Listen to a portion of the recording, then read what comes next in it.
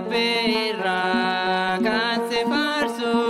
maqaa kee faarfatee garaa kan si ceebsu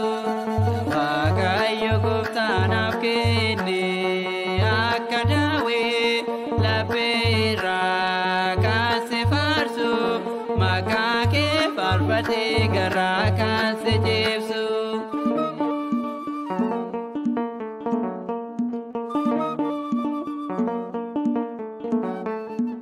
Galata kinima ulma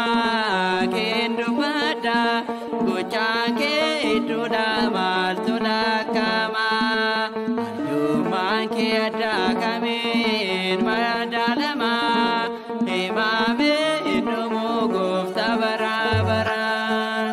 Waaqayyo gooftaanaaf kenne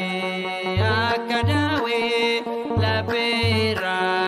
kan si faarsu maqaa kee faarfatee garaa kan si ceebsu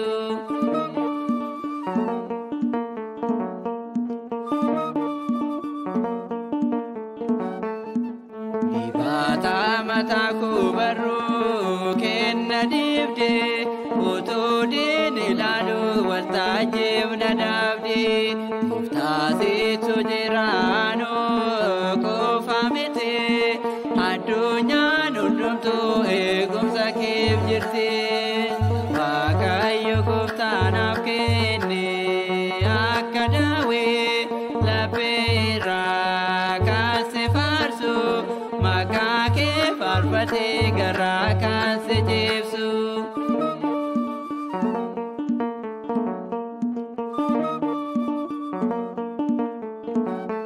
baay'ina jaallatama raas na eegda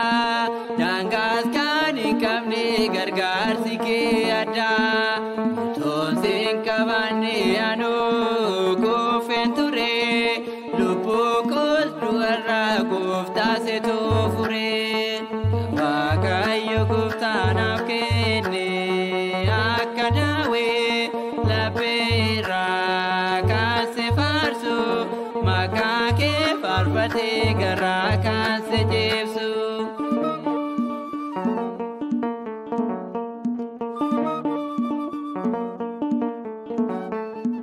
Dibata mataa koo barruu kenna dibde utuu diin ilaalu waltajjiif na dhaabde gooftaa situ jiraanoo qofa miti addunyaan hundumtuu eegumsa keef jirti Waaqayyo gooftaanaaf kenne akka Daawit labbirra kan si faarsu maqaa kee faarfatee garaa kan si ceebsu Waaqayyo gooftaanaaf kenne